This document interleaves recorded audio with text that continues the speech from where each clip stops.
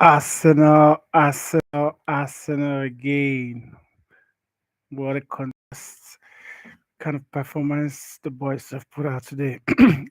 Excuse me, don't mind my voice. I'm really, really sad. I'm angry. I'm pissed off. Every adjective you can think about, I have all of them right now because of this poor performance from the boys today. It is really, really sad that probably my first live show I'm doing is at the back of a poor performance and a poor result from Arsenal like this, and I I'm just gonna recap the whole game and try to make sense of what I've just seen, make sense of the performance from Advert, try to make sense for the kind of formation Ateta is trying to play, and try to make sense what's going party vacating that space early game. I'm I'm just gonna try to make sense of us playing football at home and playing a 2-2 draw, conceding a goal in the first minute of the game, same as last season. But let's just go. Let's try to break down the game. So first thing first, the first goal happened in the first minute. Bukayo Saka giving a back pass, a wrong pass in the I think in the 40 seconds of the first half into an empty space which Thomas Partey has vacated, leading to the first goal. I don't know what Harry Ramsey was doing, dancing ice on the Bambi. I don't know what's like. You were supposed to be a goalkeeper. You're supposed to be a professional footballer. You're supposed to turn and start running to your post. What happened to running with your back? That the first thing you got taught while football academy. You get taught how to run with your back to your post. Why turning like why spinning like a Ferrari car or Lewis Hamilton Mercedes? I think Ryan has to come in now for our Ramsey because his performance today was really really poor for me. Yeah, the second goal, which I'm not going to fault him totally, but at least you should be organizing your 18. It's the last, it's the dying minute of the game. Arsenal should not be conceding from a corner like that. Bukayo Saka, you need to scan your environment and see people around you and try to make a block. Both goals today, I think I'm going to point it to Bukayo Saka. Both goal. First one and second one, you're not tied to your marker. You're not scanning your environment to see who is free, who is not free. So you should be doing better. Kai Havertz.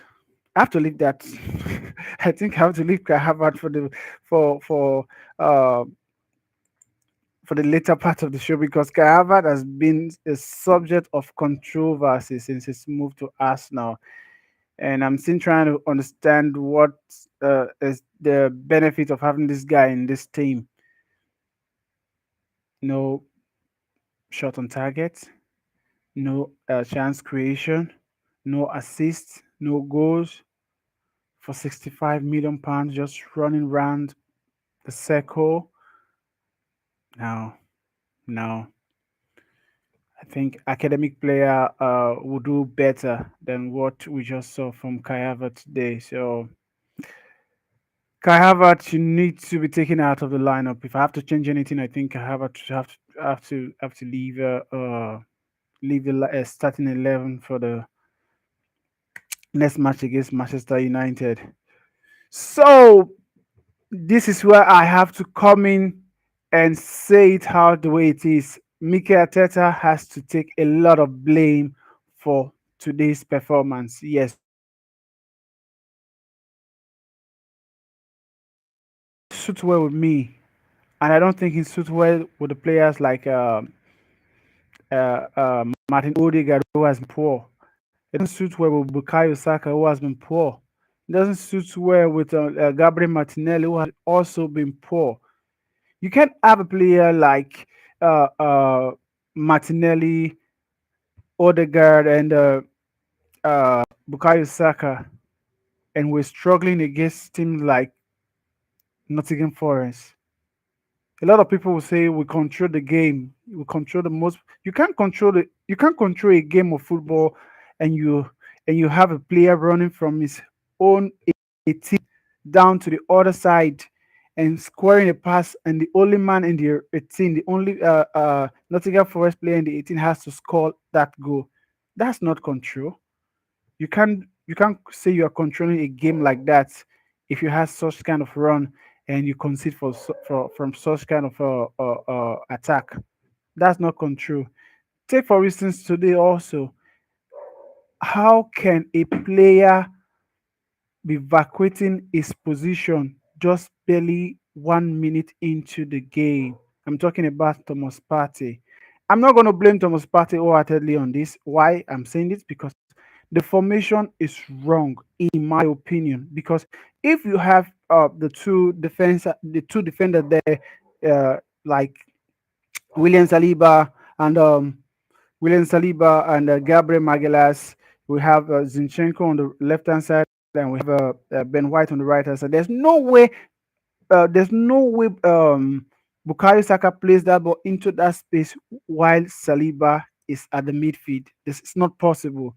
Definitely, you have Saliba on that spot. So the formation now is a problem, making it very difficult now for Thomas Partey to sit because that's not his position. Because now Ben White has shift now to the right hand side, which is natural to him currently, and exposing the space for Thomas Partey to be in. Thomas Partey being a midfielder by trade, thinking about attack, attack, attack all the time, vacating that space.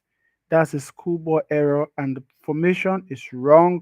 And Ateta should switch back to his formation that saw us almost winning the league last season. There's a saying: you don't fix what's not broken. The 4-3-3 formation is not broken. Arsenal has been doing well with that formation, so I don't see any reason why Mikel Arteta will want to be fixing something that is not broken. Arsenal are not used to playing this kind of control, sluggish kind of game. I understand what you're trying to do, but this player are not built for that. If you're going to play such kind of formation, I don't think Kai Havertz should be part of the setup. Bring Trossard instead. What does Kai Havertz offer that Trossard cannot offer? Height. How many header does Kai Havertz wins in the penalty area? How many goals has he scored with his head? However, today was so shocking. Like, I'm even smiling thinking about a passage of play today whereby he was given a pass in an acres of space in front of you. Havertz passing the ball back to Declan Rice. And Declan Rice wasn't even expecting the ball. It almost led to a counter attack against Arsenal. So I just taken out of the firing line, and if Arteta wants to continue with the same formation, but Kai Havertz should be taken out of that team because see what is offering. I don't see what is offering at all in that formation. So individual performance today, I think what's his name? Fabio Vera today was decent, was excellent. For me, he's my man of the match. Eddie Nketiah, apart from the goal, his other play today was also good. Martinelli was trying all his best to do something reasonable, but nah, it's not working. Leandro Trossard was really, really poor. Was really, really poor, and I think he should do better. Much as poor as Leandro Trossard was today, Kai Havertz was worse. I can tell you that for free. Kai Havertz was worse. In as much as we can say, uh, mm, uh, Trossard was poor, Kai Havertz was worse. So we move. Before we move, what's the problem between Arteta and Gabriel Magalhaes. What's the problem? I think we need to ask that question because I don't see any reason why Gabriel Magalhaes. Gabriel Magalhaes is a very good player, better defender than Kivio. I don't know what's going on. Ateta said Gabriel knows why. I think you should tell us why he's not playing because Gabriel has been one of the most experienced defender we have had in the last 3, 4 seasons. Gabriel has been consistently good, if not one of the best, apart from Saliba. He has been good in the Arsenal JC. So I don't see any reason why it should be out of the lineup. If you play in a formation, I don't think if you want to play the same formation, I think okay, fine.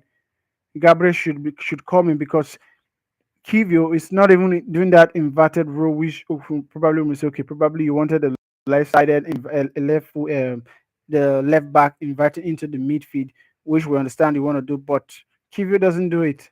And in the whole of the 90 minutes which he played today, I didn't see him once in the midfield. So I don't get what's really going on with Ateta and this formation and sitting out Gabriel Megalas. So Ateta, I think you have to revolve back to the 4-3-3 formation, which did us well last season.